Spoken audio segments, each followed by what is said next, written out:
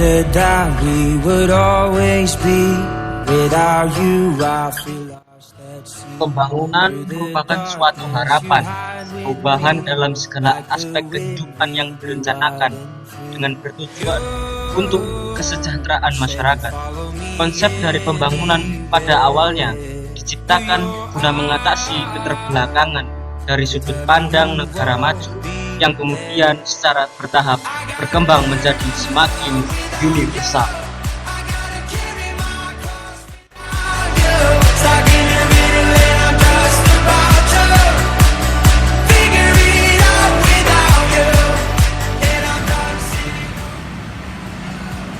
Assalamualaikum warahmatullahi wabarakatuh.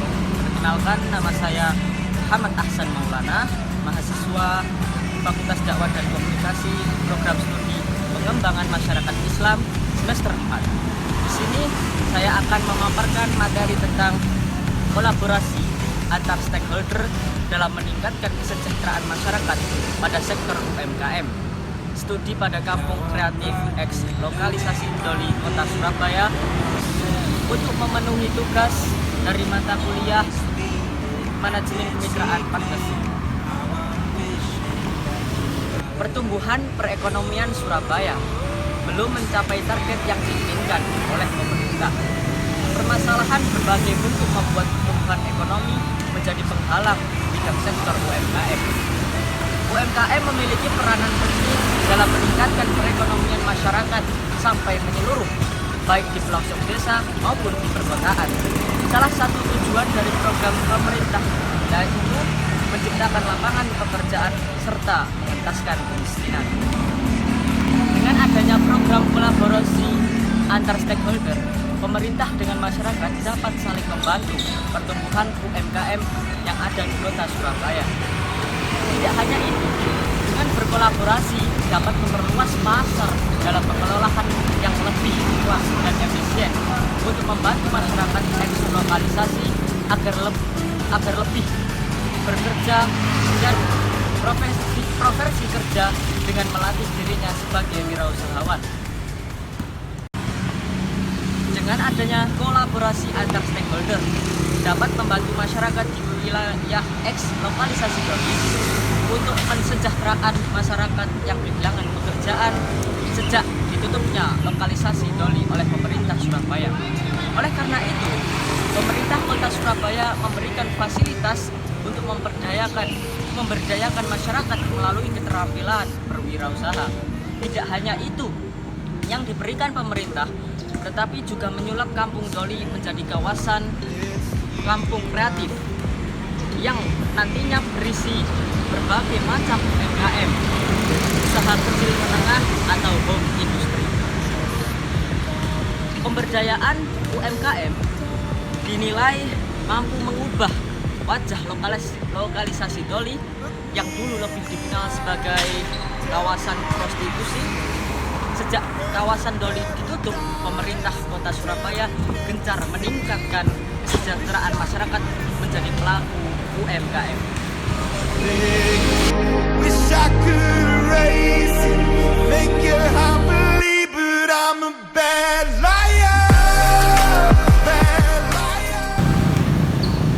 Definisi dan esensi kolaborasi. Dalam kehidupan sehari-hari, kita sering mendengar istilah kolaborasi, baik dalam dunia pemerintahan, bisnis maupun politik. Kolaborasi secara singkat dapat didefinisikan sebagai kerjasama antara dua pihak atau lebih untuk mencapai tujuan bersama. Kerjasama yang dilakukan pemerintah saat ini seringkali menggunakan istilah kolaborasi. Tren kolaborasi dalam pemerintahan menunjukkan adanya upaya pemerintah untuk mewujudkan pemberdaya masyarakat. Karena pada umumnya kolaborasi dalam pemerintahan tidak hanya melibatkan partisipasi masyarakat. Setelah melihat hal ini, maka analisis berbagai macam kegiatan tersebut perlu dilakukan untuk menghasilkan kolaborasi yang efektif. Berikut adalah komponen untuk mengobservasikannya. Nomor satu yaitu komunikasi. Komunikasi yang baik dan secara intensif sangat penting dalam sebuah kolaborasi. Komunikasi dapat dilakukan dengan secara langsung maupun tidak langsung melalui perantara teknologi seperti handphone dan lain sebagainya. Penggunaan strategi komunikasi perlu diperhatikan karena jika konflik atau masalah antar aktor komunikasi, maka tatap muka langsung akan lebih tepat. Nomor 2 yaitu menambahkan nilai. Di sini nilai adalah nilai publik, di mana yang dihasilkan dari munculnya efisiensi baik dari demokrasi dalam institusi dan proses kolaborasi. Dalam pembuatan nilai-nilai publik tercermin dari kegiatan kolaborasi. Yang pertama yaitu mengidentifikasi permasalahan bersama, pertukaran dalam informasi yang memungkinkan terbentuk solusi yang dibutuhkan. Nomor 2, di dalam prosesnya menemukan dan memahami teknologi. Dan yang ketiga, proses adaptasi terhadap teknologi. Nomor 4 yaitu pembangunan knowledge dan bagaimana menjadikannya berguna. Dan yang kelima, pembangunan kapasitas antar aktor, mengurangi ketimpangan kekuatan, menumbuhkan budaya saling melengkapi, juga meminimalisir praktek monopoli aktor. Nomor 6, membuat kebijakan bersama yang menghasilkan perbedaan. Kebijakan dari hasil kompleksitas kolaborasi, sehingga akan bersifat deliberatif dan terbuka untuk demokrasi pada akhirnya. Nomor 3, deliberasi. Deliberasi adalah kelebihan dari tindakan kolaborasi yang akan membuat pembelajaran saling menguntungkan, pembangunan komunitas, dan pemanfaatan proses interaktif. Tentunya dalam menjalankan deliberasi tetap berpegang prinsip atau norma-norma dan peraturan kolaborasi yang sudah disepakati bersama.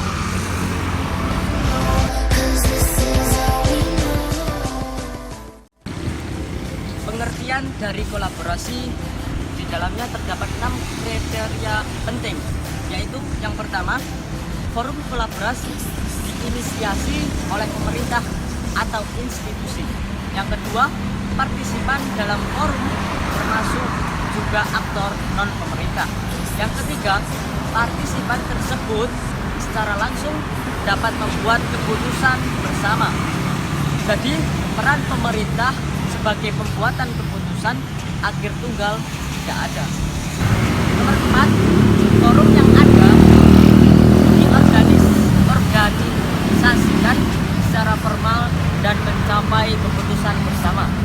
Yang kelima, tujuan forum ada membuat keputusan berdasarkan konsensus atau meskipun konsensus tidak tercapai dalam prakteknya.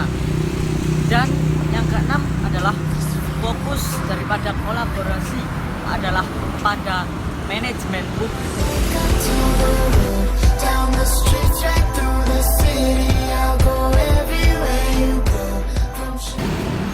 Selanjutnya membahas tentang komponen kolaborasi dalam penelitian. Dalam sebuah kolaborasi terdapat komponen-komponen yang menjadi kunci keberhasilan kolaborasi itu sendiri. Komponen-komponen tersebut saling melengkapi satu sama lain, sehingga kolaborasi akan berhasil apabila memenuhi semua komponen. Beberapa komponen tersebut antara lain, yang pertama, komunikasi. Komunikasi dalam kolaborasi sangat penting, baik secara langsung maupun tidak langsung. Komunikasi berfungsi sebagai hubungan antar aktor dalam kolaborasi. Dalam penelitian ini, komunikasi berhubungan dengan pembagian informasi antar aktor. Nomor 2 adalah administrasi. Administrasi dalam hal ini diartikan sebagai manajemen dalam kolaborasi, seperti mengatur apa saja yang dibutuhkan untuk mencapai sesuatu tujuan melalui sistem yang efektif. Komponen administrasi dalam penelitian ini berhubungan dengan kejelasan tanggung jawab atau peran untuk setiap aktor dalam kolaborasi antar stakeholder di Kampung Kreatif X Lokalisasi Doli, Kota Surabaya. Yang ketiga adalah kepercayaan. Kepercayaan adalah salah satu komponen yang sangat penting dalam suatu kolaborasi. Kepercayaan dapat diartikan sebagai keyakinan individual terhadap individual yang lain. Kepercayaan dapat mempengaruhi mutualitas antar aktor dalam kolaborasi, karena beberapa aktor akan bersedia kerjasama dengan aktor lain untuk dapat menjalankan peran maupun tanggung jawab. Nomor 4, komitmen. Komitmen yaitu komponen yang sangat penting dalam kelanjutan kolaborasi. Komitmen dalam KBBI atau Kamus Besar Bahasa Indonesia diartikan secara singkat sebagai perjanjian atau keterkaitan untuk melakukan sesuatu. Komitmen dalam kolaborasi dapat dipengaruhi oleh kepercayaan, mutualitas, dan pemahaman bersama. Semakin tinggi tingkatannya, maka semakin tinggi pula komitmen pada aktor untuk melakukan kolaborasi. Nomor 5 adalah mutualitas. Mutualitas merupakan hubungan timbal balik yang saling menguntungkan antar individu. Mutualitas dapat dipengaruhi oleh kepercayaan antar aktor dan mempengaruhi komitmen para aktor dalam suatu kolaborasi. Dalam penelitian ini, mutualitas berkaitan dengan hubungan timbal balik dan ketergantungan antar aktor. Yang nomor 6, tujuan bersama. Tujuan bersama merupakan penyelarasan pemikiran dan penyatuan tujuan para aktor. Dengan adanya tujuan bersama menjadi kunci kolaborasi yang akan membawa para aktor bersama-sama mencapai tujuan yang diinginkan. Tujuan bersama dalam penelitian ini berkaitan dengan kesamaan tujuan setiap stakeholder serta cara mencapai konsensus dalam kolaborasi antar stakeholder di Kampung Kreatif X Lokalisasi Doli, Kota Surabaya. Nomor 7, karakteristik pribadi tertentu. Dalam sebuah kolaborasi, para aktor harus terbuka dan mampu memahami motif dan kepentingan aktor lain. Pemahaman karakteristik aktor yang berkolaborasi dapat menumbuhkan kompromi sebagai konsekuensi dari pembuatan keputusan bersama, di mana terdapat kepentingan aktor yang tidak terjawab dalam keputusan tersebut. Yang ke-8 adalah lingkungan kolaborasi. Lingkungan kolaborasi terdiri dari lingkungan kerja. Lingkungan kerja merupakan ada tidaknya konflik antar stakeholder dan upaya yang dilakukan setiap stakeholder untuk mengatasi setiap konflik yang terjadi dalam suatu kolaborasi.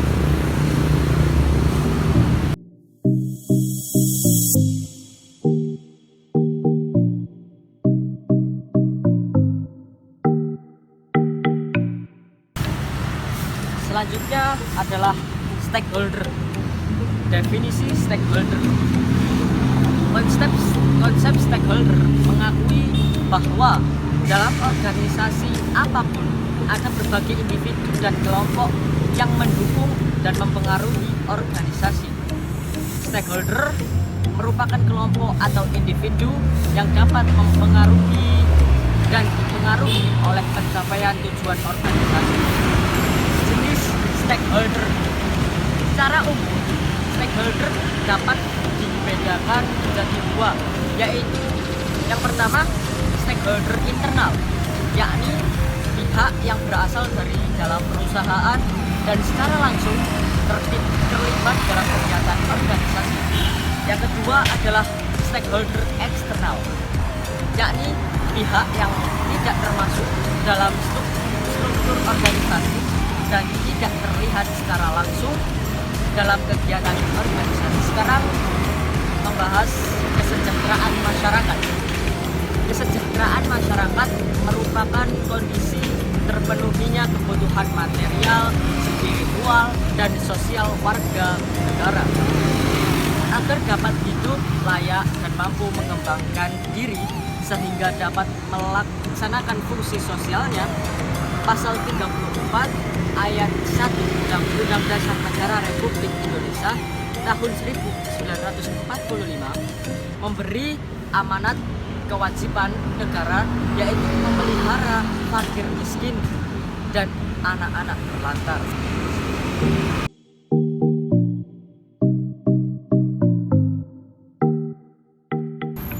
Selanjutnya membahas tentang tujuan kesejahteraan masyarakat. Yang pertama adalah pemeliharaan, mencakup pemeliharaan dan menjaga kesinambungan, keberadaan, serta tatanan nilai-nilai sosial. Yang kedua, kontrol, mengadakan kontrol secara efektif terhadap perilaku yang tidak sesuai atau menyimpang dari nilai-nilai sosial yang ada.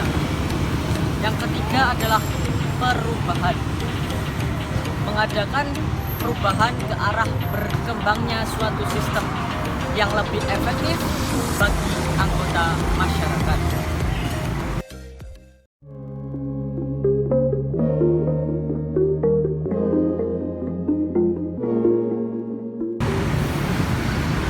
Kemudian membahas usaha mikro kecil menengah atau UMKM. Usaha mikro kecil menengah atau singkatan dari UMKM adalah usaha produktif yang dimiliki perorangan maupun badan usaha yang telah memenuhi kriteria sebagai usaha mikro. Kemudian karakteristik UMKM. Untuk mengetahui jenis usaha apa yang sedang dijalankan, perlu memperhatikan kriteria-kriterianya terlebih dahulu. Yang pertama adalah usaha mikro. Pengertian usaha mikro diartikan sebagai usaha ekonomi produktif yang dimiliki perorangan, badan usaha sesuai dengan kriteria usaha mikro. Yang kedua adalah usaha kecil. Usaha kecil merupakan suatu usaha ekonomi produktif yang independen atau berdiri sendiri, baik yang memiliki perorangan maupun kelompok, dan bukan sebagai badan usaha cabang dari perusahaan utama. Yang ketiga adalah usaha menengah. Pengertian usaha menengah adalah usaha dalam ekonomi produktif dan bukan merupakan cabang atau anak usaha dari perusahaan pusat-pusat menjadi bagian secara langsung maupun tak langsung terhadap usaha kecil atau usaha besar dengan total kekayaan shiftnya sesuai yang sudah diatur dengan peraturan perundang-undangan. Nomor 3 yaitu usaha menengah. Pengertian usaha menengah adalah usaha dalam ekonomi produktif dan bukan merupakan cabang atau anak usaha dari perusahaan pusat serta menjadi bagian secara langsung maupun tidak langsung terhadap usaha kecil atau usaha besar dengan total kekayaan bersihnya sesuai yang sudah diatur oleh peraturan perundang-undangan.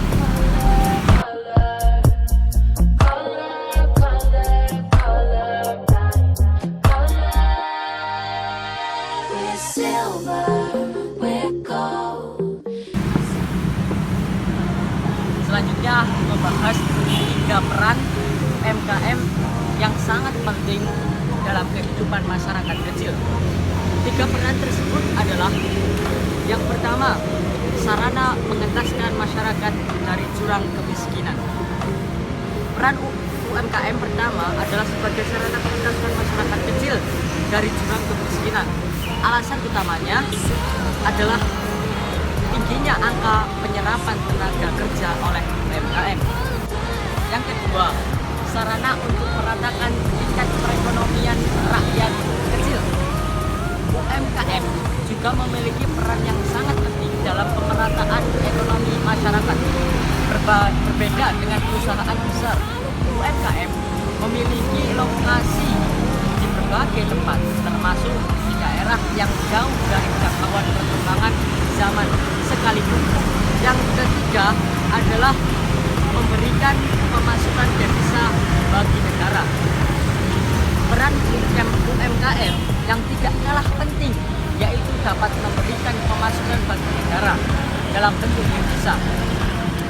Saat ini UMKM Indonesia memang sudah sangat maju. Pasarnya tidak hanya skala nasional, melainkan skala internasional.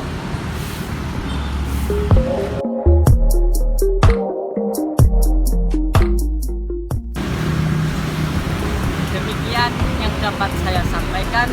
Semoga bermanfaat bagi kita semua. Wassalamualaikum warahmatullahi wabarakatuh.